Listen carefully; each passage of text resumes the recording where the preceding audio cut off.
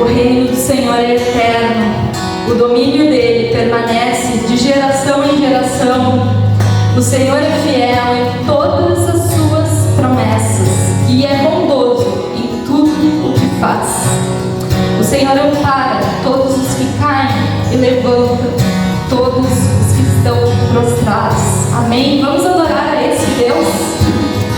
Esse Deus que é justo, esse Deus que é compassivo, esse Deus que merece todo o nosso louvor. Ele é o único Deus. Amém?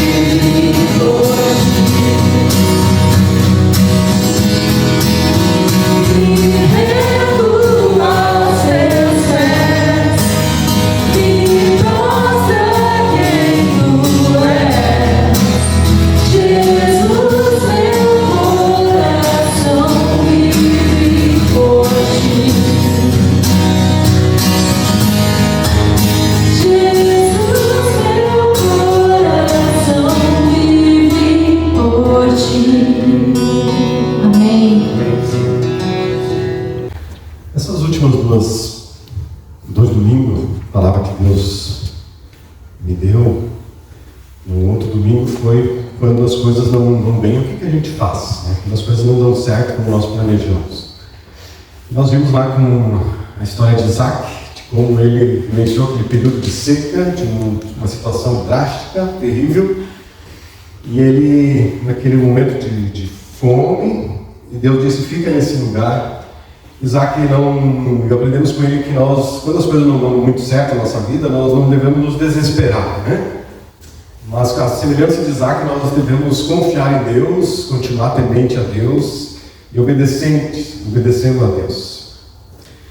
No domingo passado, a palavra que Deus nos deu, conforme o Salmo 116, é sobre o relato, o testemunho, o depoimento de um homem que ele estava quase morrendo, já estava com o pé, digamos assim, do outro lado, e Deus preservou a sua vida. E diante daquele contexto, ele tomou algumas decisões na vida, o que eu chamei de resoluções, né? Então, diante da iminência da morte, ele tomou algumas decisões que iriam nortear a vida dele, coisas que talvez ele não fazia até então e que ele decidiu fazer, ou coisas que ele fazia e que ele decidiu intensificar mais, né? Ou seja, nós olhamos para ele e vimos que ele decidiu amar a Deus e declarar isso diante das pessoas, que ele amava a Deus. Ele decidiu servir a Deus, ser útil para as pessoas. Ele decidiu ser uma pessoa que vivia a vida conforme o que a Bíblia ensinava, diante da oportunidade que Deus estava dando a ele de continuar vivendo,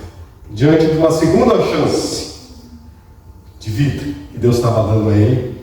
E nós conversamos sobre isso, sobre nós não precisarmos esperar uma situação trágica para nós mudarmos a vida. Nós podemos mudar antes, tomar atitude antes. E nessa sequência eu quero falar com vocês sobre, a partir até mesmo do que aconteceu essa semana, né, com o nosso estado, com algumas cidades, essa tragédia que assolou ali muitas cidades, que realmente foram, algumas pequenas cidades foram totalmente destruídas. E quem de vocês que já andaram pelas cidades do interior gaúcho, as pequenas cidades principalmente, você já viu como são cidades bonitas, por serem menores, são bem cuidadas, o povo mesmo cuida da cidade, tudo organizado, né? As pessoas se conhecem. Então uma cidade pequena basicamente é isso, as pessoas não é a minha casa, mais do que uma cidade grande que nem a nossa, a gente não conhece ninguém, não cuida, né? Eles se conheciam, então.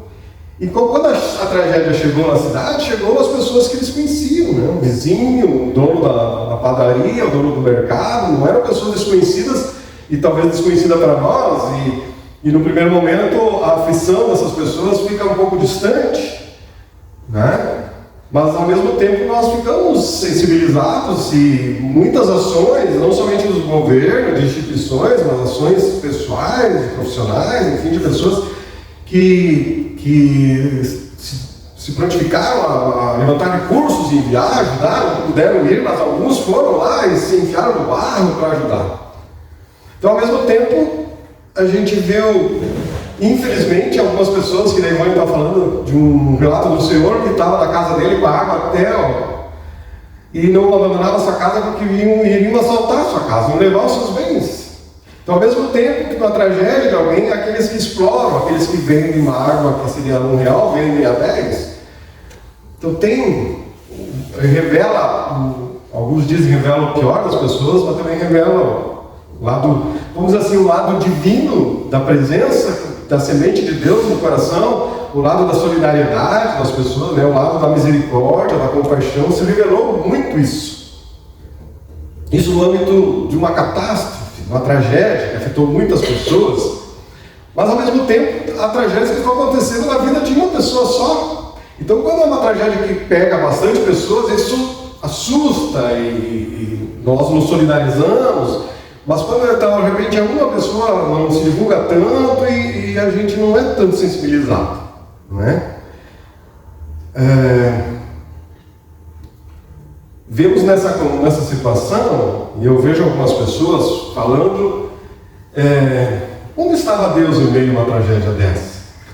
É ousado a gente fazer essa pergunta, e eu também tentar responder essas perguntas, né? Alguns fazem essa pergunta, onde estava Deus em meio a essa tragédia? Ou outros perguntam, porque Deus permitiu essa situação terrível que acometeu sobre tantas pessoas? Ou outros vão dizer assim, por que coisas ruins acontecem com gente boa? Por quê? São muitas perguntas que nós fazemos, e eu quero já adiantar aqui para vocês que entre esses 20 e 30 minutos que eu vou falar aqui, eu não vou conseguir responder tudo, porque você vai encontrar, por exemplo, livros sobre o assunto que dá 300 páginas, 500 páginas, e não esgota o assunto. Mas é uma reflexão que eu poderia fazê-la no âmbito maior, a partir da perspectiva de outras religiões, de outros grupos, né? Tem uma visão sobre isso, mas eu quero olhar a partir de uma visão da Bíblia, que é o que nós queremos e é o que norteia as nossas vidas, né? Então, não crie uma expectativa que eu já vou responder todas as suas dúvidas hoje aqui. Mas algumas coisas, pensar sobre o assunto, e a gente pode depois na célula, na casa, conversar mais sobre isso, né? No relato dessa tempestade que aconteceu aqui, nós vemos pessoas que perderam tudo, né? Seus bens. Perderam seus documentos, e é terrível você perder um documento. Perderam dinheiro, né? Bens. Alguns perderam familiares. Ou seja, vários problemas ao mesmo tempo. Geralmente na nossa vida surge um problema numa área, a gente consegue resolver, daí surge outra área. Mas ali surgiu o nosso tempo financeiro, gente da família que morreu, não tem mais onde morar. Eu achei interessante o relato de uma pessoa, entrevista de uma pessoa, um senhor que viajou não sei quantos quilômetros e foi com a caminhonete lá levar água, garrafinha de água, e ele levou também vela e palito de fósforo. Porque as pessoas, a primeira coisa que eles perderam é a água, não tem água potável e não tem luz. E não querem deixar sua casa. Infelizmente, né, tem aqueles que aproveitam. É um tema difícil que eu estou falando, que nos mexe com a gente, né? Mas pessoas que ficaram sem dinheiro, sem casa, animais que morreram, né?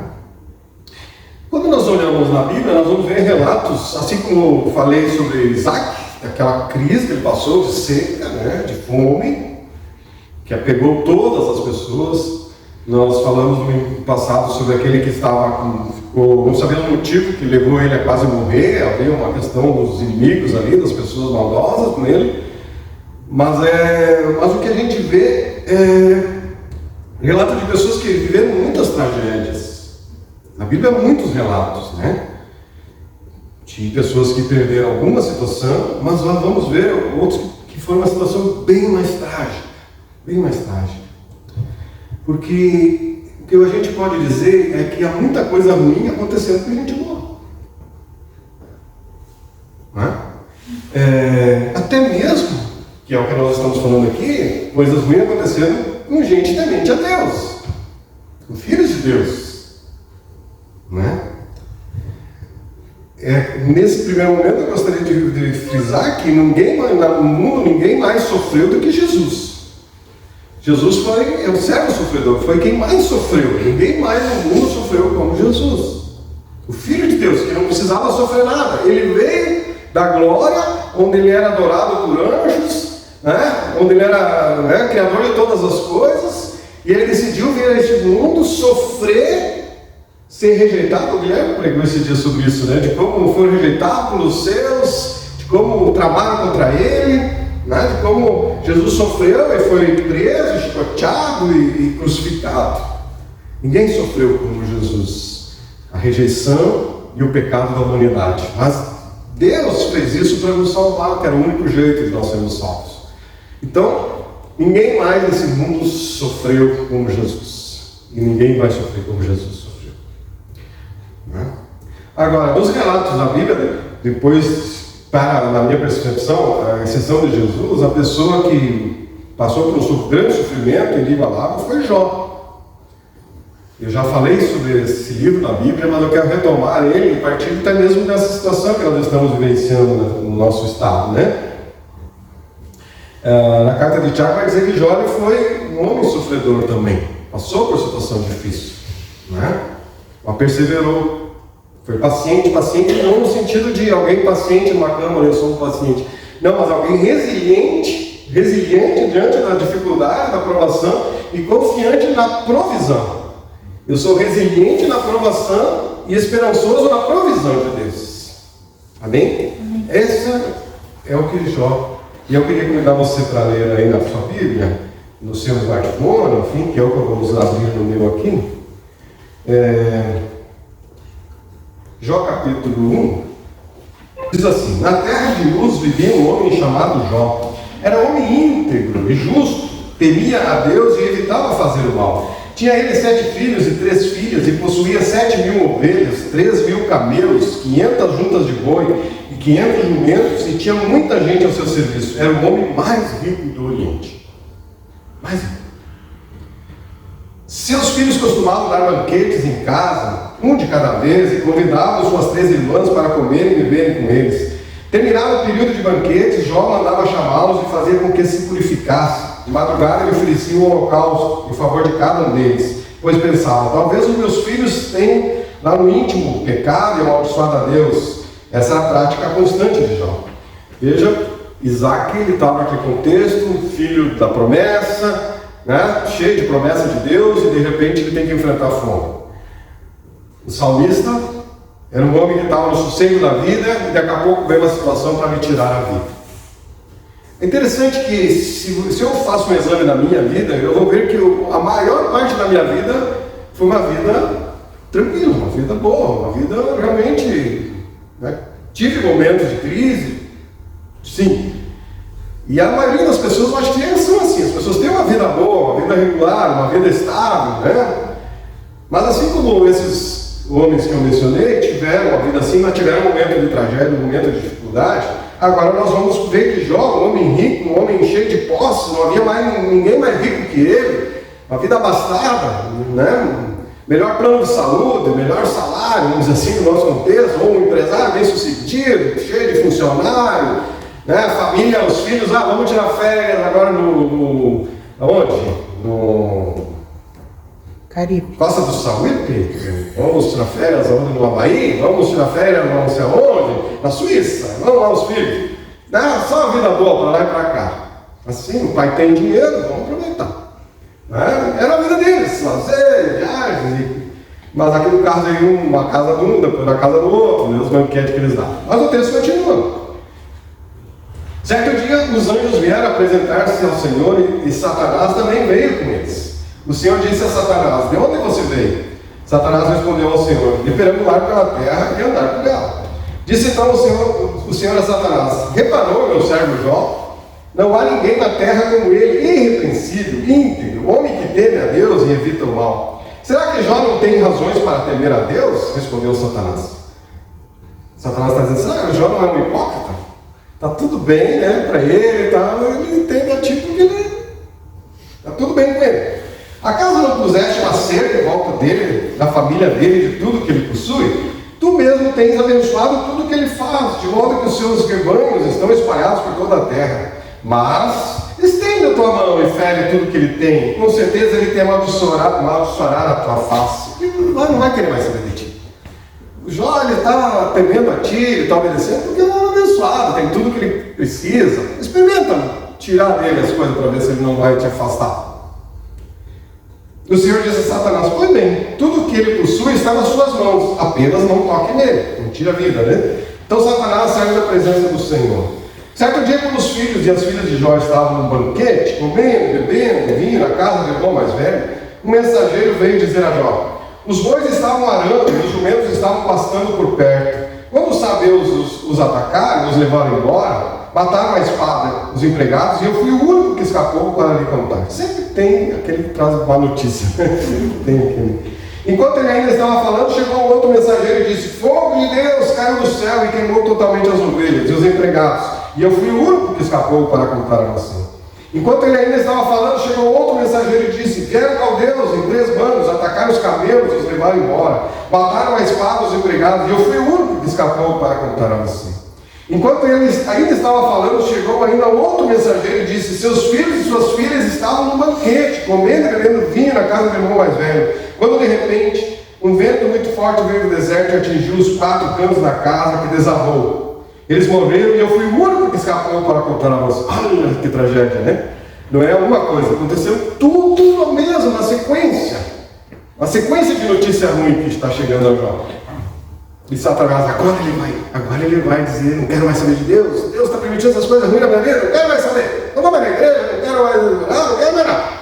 O que Jó fez? Diz o texto. Ao ouvir isso, Jó levantou-se, rasgou o manto, de sofrimento, né? E raspou a cabeça. Era um sinal de luto, de tristeza. Então agora ele faz isso. Então prostrou-se com o rosto em terra em adoração. Aquela provação, aquela situação dramática, a tragédia, levou Jó a adorar mais a Deus do que ele adorava antes. E ainda ele diz, ele tinha uma compreensão: saí nu do ventre da minha mãe e nu partirei. O Senhor não deu, o Senhor levou, nada é meu. Ele tinha essa compreensão de que nada que ele possuía era dele. E ele diz ainda: louvado seja o nome do Senhor. Em tudo isso Jó não pecou e não culpou a Deus de coisa alguma. Gente, eu não sei se eu teria essa atitude de Jó numa tragédia dessa. Eu não sei se eu teria essa maturidade dele de lidar com isso, né? Mas veja, o texto continua, capítulo 2, diz: no outro dia os anjos vieram apresentar-se ao Senhor, e Satanás também veio com eles para apresentar-se. O Senhor perguntou a Satanás: de onde você veio? Satanás respondeu ao Senhor: de perambular pela terra e andar por ela. Disse então o Senhor a Satanás: reparou em meu servo Jó? Não há ninguém na terra como ele, irrepreensível, íntegro, homem que teme a Deus e evita o mal. Veja, após toda a situação, Jó continuava sendo a mesma pessoa. Ele se mantém íntegro, apesar de você me haver instigado contra ele para arruiná-lo sem motivo. Pele por pele, respondeu Satanás. Um homem dará tudo o que tem por sua vida. Estende a tua mão e fere a sua carne e seus ossos, ou seja, traz uma doença sobre ele. E com certeza ele te amaldiçoará na tua face, na tua carne, vai dizer, né? O Senhor disse a Satanás: pois bem, ele está nas tuas mãos, apenas poupe a vida dele. Saiu, pois, Satanás da presença do Senhor e afligiu Jó com feridas terríveis, na sola dos pés ao alto da cabeça. Então Jó apanhou um caco de louça e com ele se raspava, sentado entre as cinzas. Então sua mulher lhe disse: você ainda mantém a sua integridade, a sua dignidade? Olha, você está cheio de feridas, de câncer de pele. As feridas cheiram mal, as pessoas chegam, está apodrecendo. Amaldiçoa a Deus e morra uma vez, homem. Para desse sofrimento. Ele respondeu: você fala como uma doida, uma insensata. Tu é doido, homem.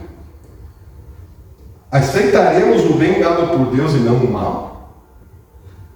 Em tudo isso Jó não pecou com seus lábios. Isso é uma tragédia, né? Isso é uma tragédia. Que não é igual, relato igual, né? E o texto vai continuar falando que Jó vai receber a visita dos seus amigos. A primeira atitude dos seus amigos é sentar junto com Jó e chorar. E foi a melhor coisa que eles puderam fazer. Depois eles começaram a acusar Jó: Jó, isso está acontecendo contigo, Jó, porque tu deve ter aprontado. Deus está te castigando. A melhor coisa, às vezes, quando alguém está sofrendo, é nós ficarmos quietos. Porque às vezes as nossas palavras não consolam, não levam consolo nem ânimo para ninguém. Às vezes a gente quer ajudar e pode até atrapalhar. E eles então começam a acusar Jó que os seus problemas foram causados por ele. As perguntas que eu fiz no início, eu vou trazê-las aqui para responder um pouquinho, pelo menos. A primeira é: onde está Deus em meio a uma tragédia dessa que aconteceu e dessa que aconteceu com Jó? Graças a Deus, o texto aqui revela onde estava Deus. Só que Jó não sabia. Jó não tinha conhecimento do que estava acontecendo no mundo espiritual, do que estava acontecendo com ele. Jó não tinha essa consciência. E a pergunta é: onde estava Deus? A resposta de Deus está onde ele sempre esteve. Ele é Deus sobre a terra, sobre todas as coisas. É o Senhor que domina sobre todas as coisas, porque ele nunca vai deixar de ser Deus por causa das coisas ruins. Ele continua sendo Deus, apesar da maldade humana e das tragédias que acontecem conosco. Agora nós olhamos para Jó e vamos olhar para os outros livros da Bíblia, as outras pessoas na Bíblia, assim como falamos sobre Isaac. Deus se revelou a Isaac, ajudou ele a sair daquela situação. Nós vamos ver que Deus estava atento à vida de Jó. Deus se alegrava com Jó. Deus se alegrava com Jesus, seu filho. Isso não impediu de Jesus ir para a cruz, porque havia um propósito para aquela situação, na vida de Jesus, para a nossa salvação. O sofrimento de Jesus resultou na nossa salvação. É preciso lembrar que o sofrimento humano, ele teve um início. Quando? No jardim do Éden, com Adão e Eva. Quando Adão e Eva desobedeceram a Deus, eles podiam, digamos assim: pode usufruir de tudo aqui, pode brincar com todos os brinquedos, olha quanta coisa boa que tem aqui para você, olha, muito legal. Mas vamos pensar uma coisa, aquele potinho lá você não pode mexer. Tudo. Aquilo lá não pode. É um teste.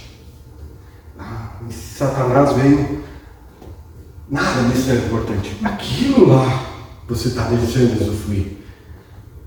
Isso aí nada tem valor. Deus está tirando o bom de vocês. Deus está, né? Deus não quer que vocês aproveitem. Ele só está deixando um pouco para vocês. E nós sabemos o relato bíblico de como Adão e Eva desobedeceram, foram expulsos do jardim. E aí vem as consequências do sofrimento. O trabalho, que seria um trabalho prazeroso, porque Deus nos criou para trabalhar, e o trabalho em si, se você pensar, o trabalho é bom. O trabalho de fazer as coisas é bom. Você fazer uma receita é um trabalho, né? Uma comida é um trabalho, é bom. Só que a partir do pecado, o trabalho passou a ser árduo, difícil, cansativo. E não era para ser assim. O nascimento do filho, que é a maior alegria de uma família, o nascimento de um filho, que é o maior momento, né, do casal, o nascimento do filho, se tornou um parto. Olha o nome que nós carregamos até hoje, é um parto. Essa situação é um parto, né, porque é um momento de dor, de sofrimento. Ou dizer, seria só um momento de alegria ter os filhos, porque Deus criou o casal e se multiplicar, eles iam ter filhos. Mas a alegria de ter filho passou a ser dolorida para a mulher. Um parto, realmente, né?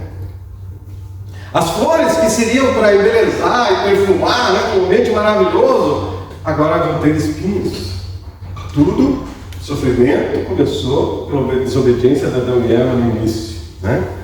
Tudo consequência do primeiro pecado. E nós, como descendentes do primeiro casal, nós colhemos o que eles semearam e também nós colhemos o que nós semeamos, ou o que outras pessoas fazem também. Então, onde está Deus? Ele estava com Adão e Eva no jardim, e já Adão e Eva escolheram errar, desobedecer, e veio o sofrimento. Onde está Deus? Continua conosco. Continua conosco. A segunda pergunta que as pessoas fazem é: por que Deus permitiu essa situação terrível aqui no Rio Grande do Sul, na cidade de Mussum, de Arroio do Meio e tantas outras cidades ali, né? Ainda que alguns estão vasculhando e apontando o erro das autoridades, as autoridades não deram alerta, né? Não avisaram do perigo. Ainda que a gente possa pensar, não, foi negligência das pessoas construir as casas do lado do rio. Que a maioria das cidades são assim, as casas do lado do rio, aí vem a água, enche, né? Ainda que alguns vão dizer, foi um erro estratégico de construção, as barragens, isso. E realmente, muito do que acontece nas tragédias humanas, que acontece com o ser humano, muitas, talvez a maioria, tem erros humanos por trás. Não é? O caso da boate Kiss, aqueles 300 jovens, mais ou menos, que morreram, um erro, na hora dos jovens saírem, voltarem e pedir, não, tem que ter pago, senão não sai, aquilo aglomerou, ao erro de alguém lá botar um telhado errado, segurança do trabalho, né? Botaram lá um forro errado, ligou a chama, pegou fogo, não tinha saída. O Titanic, né? Quantas pessoas inocentes morreram? Então ali está ou uma ganância do ser humano, o pecado continua gerando sofrimento do ser humano. E nós vamos ver que a história está cheia de exemplos de maldade intencional, assim são as guerras, tanto a gente poderia ir longe aqui, né? Ou seja, nós temos uma liberdade, mas essa liberdade tem responsabilidade, tem consequência. Nós amamos a liberdade, nós podemos escolher, nós podemos fazer as coisas, mas a nossa liberdade, a liberdade dos outros, tem consequências, tem responsabilidade. Nós queremos a liberdade, mas não queremos a responsabilidade. Um pastor conhecido meu, ele escreveu pedindo oração por um rapaz que estava correndo na estrada e um carro crente, e o carro atropelou ele, quebrou tudo ele. Ele está fazendo uma coisa boa. Talvez aquele motorista foi mexendo no celular, que não deveria. Talvez aquele motorista estava alcoolizado, que não deveria. A liberdade de olhar no celular, mas tem a consequência. A liberdade de encher a cara e dirigir um carro pode ter consequência para a pessoa e para os outros. Quantos geram de situações, né? Então nós queremos ter a liberdade de escolher, mas queremos que Deus interfira somente nas coisas ruins. Eu quero ter liberdade até mesmo de pecar. E tenho. Só que Deus não peca, porque as consequências vão ser ruins. E nós sabemos que quando a gente peca, a gente tem consequências ruins. Mas mesmo assim a gente continua querendo a liberdade. Mas não queremos a consequência, a responsabilidade. Né? Deus poderia ter evitado a tragédia do carro atropelar? Poderia? Poderia. Deus poderia ter evitado, não deixar acontecer essa tragédia? Poderia? Poderia. Deus poderia ter evitado a tragédia com Jó? Deus poderia ter... Jesus não ter vindo à Terra para nos salvar? Poderia. Mas Deus escolheu permitir a nossa liberdade com responsabilidade, com consequência. E Ele continua sendo um Deus soberano. O que nós vamos ver é que existe a vontade ativa e a vontade permissiva de Deus. Onde Deus age, interfere, faz a coisa acontecer, ou enviar o dilúvio, Deus age. Mas tem outras situações que é uma vontade permissiva de Deus. Deus permite, Ele não causa, Ele permite que a situação aconteça. É muito complexo, muito amplo, além da nossa imaginação, pensamento isso, né? No caso de Jó, a Bíblia vai revelar para nós que havia um propósito no sofrimento. Há um propósito nas nossas dores, no nosso sofrimento, ainda que nós não entendamos no momento. No momento que a gente está sofrendo, é ruim. É ruim. Mas quando nós entendemos que é um propósito, o sofrimento ele é aliviado. Jesus estava sofrendo antes de ser crucificado e sofreu na cruz, mas ele sabia que havia um propósito, e por isso ele suportou o sofrimento. Deus permitiu a aprovação na vida de Jó, mas Deus pôs um limite na aprovação. Até aqui tu vai agir, Satanás. Há um limite. Deus conhece o nosso limite. Deus sabe até onde a aprovação vem sobre nós. Né? O texto que lemos mostrou que Jó não blasfemou, ele confiou mesmo sem entender. Jó 2,10, ele dizendo para a mulher: você fala como uma insensata, você não tem juízo, você não entende, tu é louca.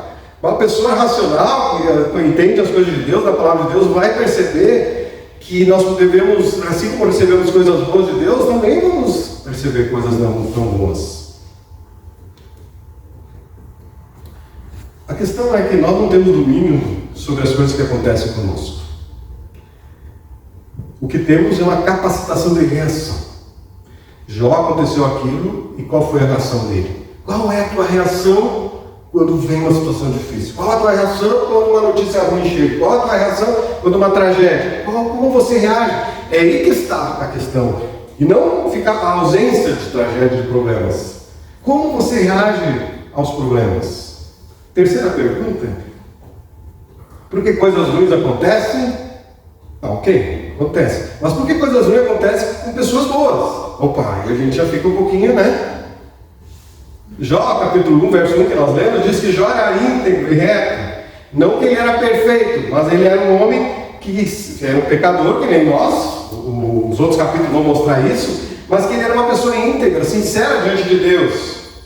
E ele era leal à aliança que ele tinha com Deus, o compromisso que ele tinha com Deus, né? Quando a gente olha a Bíblia, nós vamos ver outras pessoas que também eram íntegras, retas, e não passaram pela situação de Jó. Passaram por outro tipo de provação, outro tipo de problema. Porque o propósito é diferente para um e para o outro. É diferente o propósito. Se você lembrar de Noé, o propósito era um, Davi, Paulo, Pedro, todos passaram por provações, prisões, açoites, mas o propósito é diferente para cada um.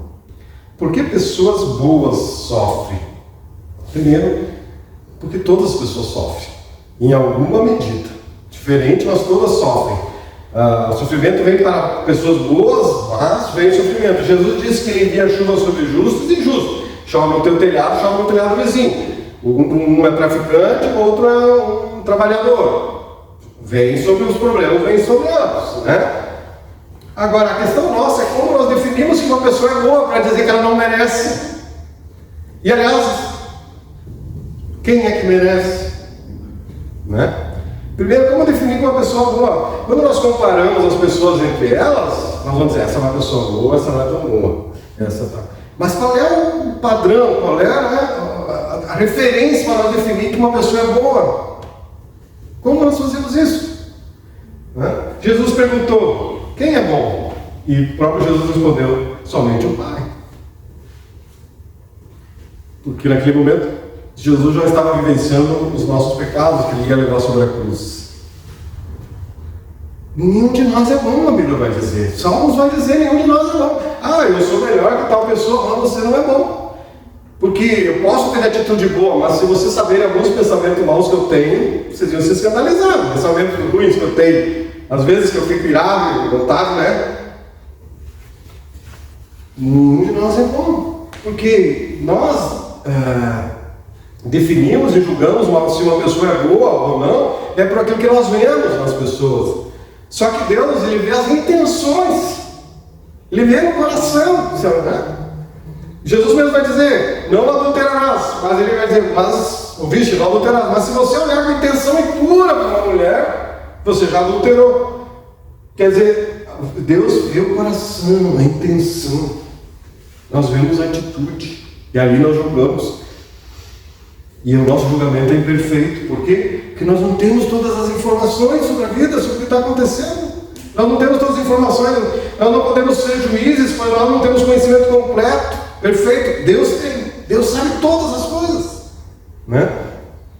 Na sequência do livro de Jó, do capítulo 3 até o 40, aquela conversa de Jó com os amigos acusando ele se defendendo, ele vai mostrar que ele era inocente, mostrando que a sua vida era correta, que não tinha nada que desabonasse ele ajudava as pessoas, ele repartia, ele era uma pessoa temente a Deus, e assim vai, né? Toda essa discussão, até que chega uma quarta pessoa e vai mandar, vocês fiquem em silêncio, que eu vou dizer isso, e tal, e Deus vai interferir, diz, olha, agora Deus vai ficar todos quietos, vocês não sabem nada.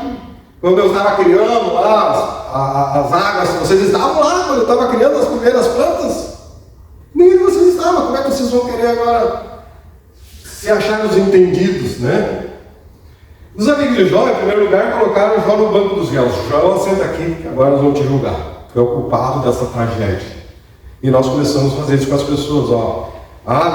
Nosso relacionamento não está legal porque tu é o réu, tu é o culpado. E os amigos de Jó fizeram, senta tu no banco dos réus aqui. As coisas ruins estão acontecendo porque tu cometeu um pecado, mas escondido. Se arrepende. A Bíblia vai mostrar que eles estavam errados. A ignorância dos amigos de Jó levou eles ao falso veredito. Estavam equivocados. Por outro lado, se aos olhos humanos olhamos para a pessoa e é uma pessoa boa no nosso julgamento, e nós dizemos que ela não merece ter isso que está acontecendo, ela é uma pessoa boa, então se ela é uma pessoa boa e está acontecendo coisas ruins, Deus está permitindo, então Deus, tu senta no banco dos réus agora. Nós vamos te julgar, porque tudo está permitido, Senhor. Deus, tu não é bom o suficiente, está deixando acontecer uma coisa ruim com a pessoa, que é boa, olha a pessoa boa porque tu está deixando. Então agora, nós, criaturas, que somos os réus, colocamos Deus, o juiz, como réu. Como réu. Colocamos Deus no banco dos réus. Quando vivemos. Várias perguntas. Podemos realmente saber as respostas? Todas? Nunca nós vamos saber porque coisas ruins acontecem no universo. Nunca saberemos o que realmente aconteceu. Nosso julgamento, repito, é imperfeito, né? Algumas ações de Deus, alguns caminhos de Deus, algumas ações de Deus, elas permanecerão um mistério para nós. Nós, criatura, nunca vamos entender o Criador. Por que ele faz assim? Por que me fez assim? Por que me fez... Nunca vamos entender. E Deus afirmou em Isaías 55, 8 e 9, dizendo, porque os meus pensamentos não são os vossos pensamentos, nem os vossos caminhos os meus caminhos, e diz o Senhor, porque assim como os céus são mais altos do que a terra, assim os meus caminhos mais altos do que os vossos caminhos, e os meus pensamentos mais altos do que os vossos pensamentos, diz o Senhor.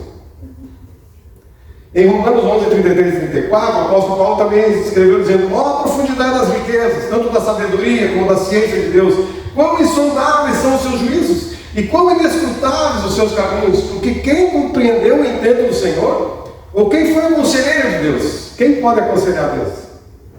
Quem é Deus? Essa é uma das principais lições que nós aprendemos no livro de Jó, quando Deus não explicou para Jó por que ele permitiu as coisas ruins acontecerem no mundo e na vida de Jó, né? Agora, a principal lição que nós aprendemos com Deus nesse texto é que, independente do que aconteça, até mesmo o sofrimento, a dor do ser humano, e elas não fizerem sentido para a pessoa, né? Mesmo assim, a gente deve continuar confiando em Deus. Não faz sentido, mas eu devo continuar confiando em Deus. Jó entendeu que os caminhos de Deus não tem como entender, né? Mas ele aprendeu a confiar em Deus. E vocês viram o texto. Mesmo as coisas acontecendo, ele adorou e continuou confiando em Deus. E ele foi abençoado por causa da sua fé, da sua obediência. O final do livro vai mostrar isso. Na vida de Jó, houve um propósito naquele sofrimento. Na tua vida, quando vier o sofrimento, uma situação difícil, há um propósito, não se desespere. Novamente digo como foi com Isaac. Nem sempre será um castigo. Eu estou por isso porque é um castigo. É claro que existe consequência. Se você fez coisa errada, vai ter consequências. A liberdade é a responsabilidade, né? O sofrimento, Deus não impediu o povo dele de sofrer. Agora, o propósito de Deus é que no sofrimento a nossa fé venha a ser aperfeiçoada. Como ele vai dizer que a provação para nós é como colocar o ouro ou a prata no fogo. E ali ela é purificada. Sim, a provação, a situação difícil da nossa vida vem para nos purificar, nos tornar pessoas melhores, mais parecidas com Deus, que são obedientes a Deus. Deus é glorificado.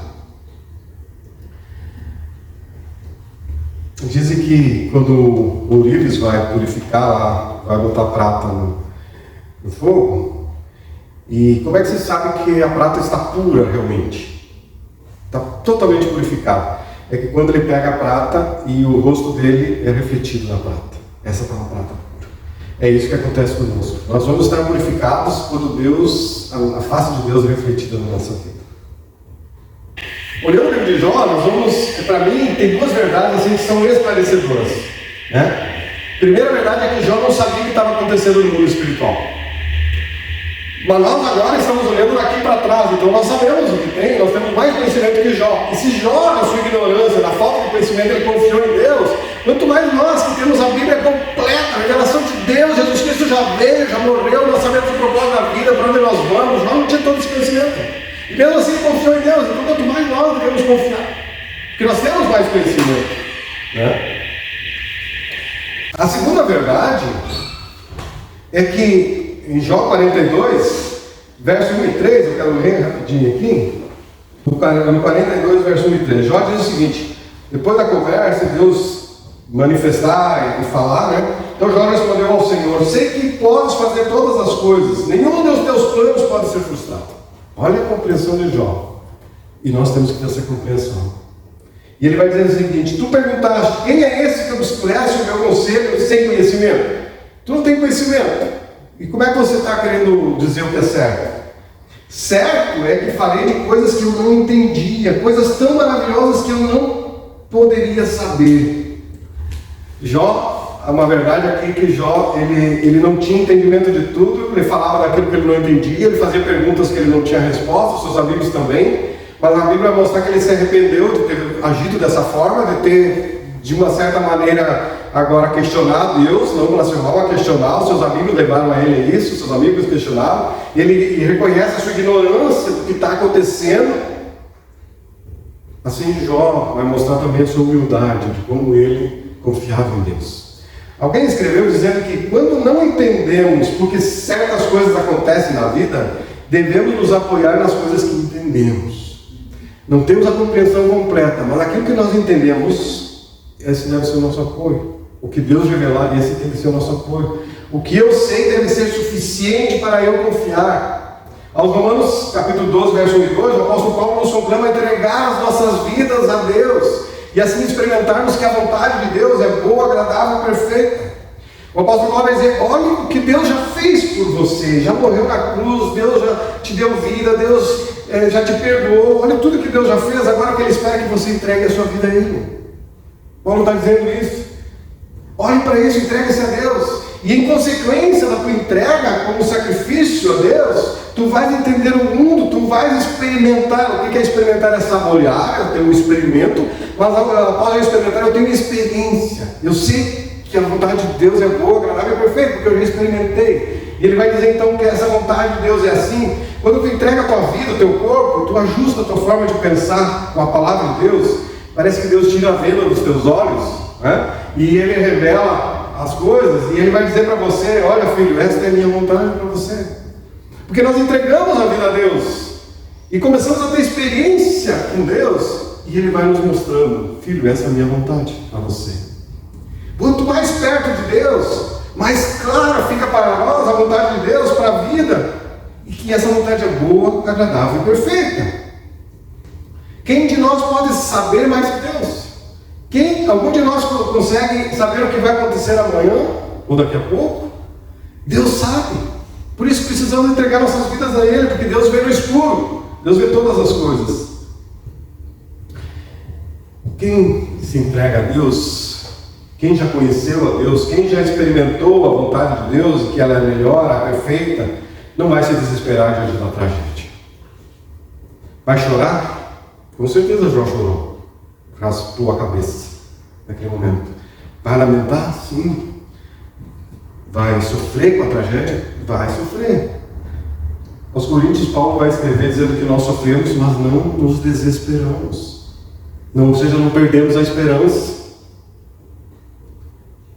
Quem confia em Deus não se desespera, pois à medida que nós temos experiência com Deus, nós vamos sendo mais esperançosos. Quanto mais tu buscar a Deus, a vontade de Deus, mais paz tu terá no coração, mais ânimo e esperança tu receberá de Deus, maior vai ser a tua alegria em viver mesmo com lutas e tragédias. Para concluir, ontem mesmo na célula eu falei de uma esposa do pastor que descobriu que está com câncer de mama, né? Fez a cirurgia sexta-feira, está bem, está em casa, se recuperando. E aí, conversando com ela, ela vai dizer: olha, uma situação que no primeiro momento gera um temor, pode me levar a chorar, ter 2 filhos, né? Mas ela disse: mas eu não me desespero mesmo que eu morrer, porque a minha vida é de Deus. Minha vida é de Deus. E o que eu quero na minha vida é continuar amando a Deus cada vez mais, e entregar minha vida a Ele cada vez mais. Deus é um Deus vivo que está contigo. Creia nisso. Deus que está presente na tua vida em todos os lugares, em todos os momentos. Ele vai revelar a sua presença. Deus é compassivo, Ele tem amor pela tua vida. Deus é soberano sobre todas as coisas. E aquilo que Ele permitir atingir as nossas vidas tem um propósito. E nós precisamos confiar que Deus é bom. Em todo o tempo, Deus é bom. E é um Deus que tem um amor por nós. Queria convidar você a orar. Pai, obrigado por essa mensagem que o Senhor deu ao meu coração, poder examinar a tua palavra. E eu me sinto encorajado, Pai, a temer cada vez mais ao Senhor, a entregar. Eu entreguei minha vida totalmente a Ti um dia, mas eu quero cada dia renovar isso, Pai. A minha vida é Tua.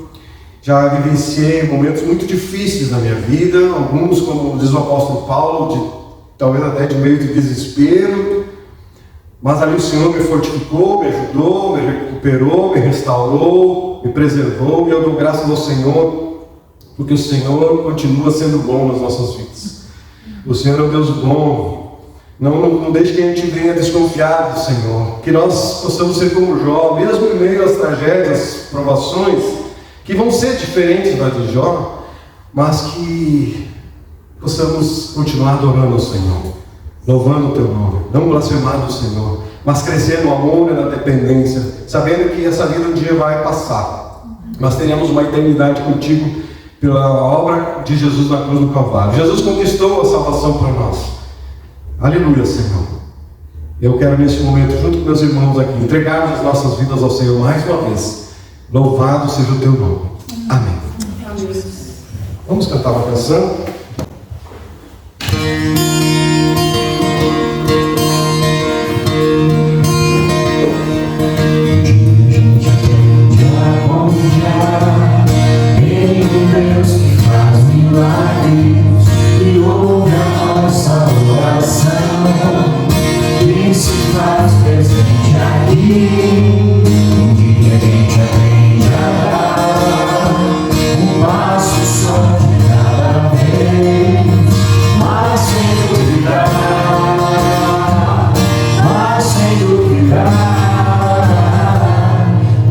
Continua sendo bom, Ele continua sendo Deus. continua sendo bom.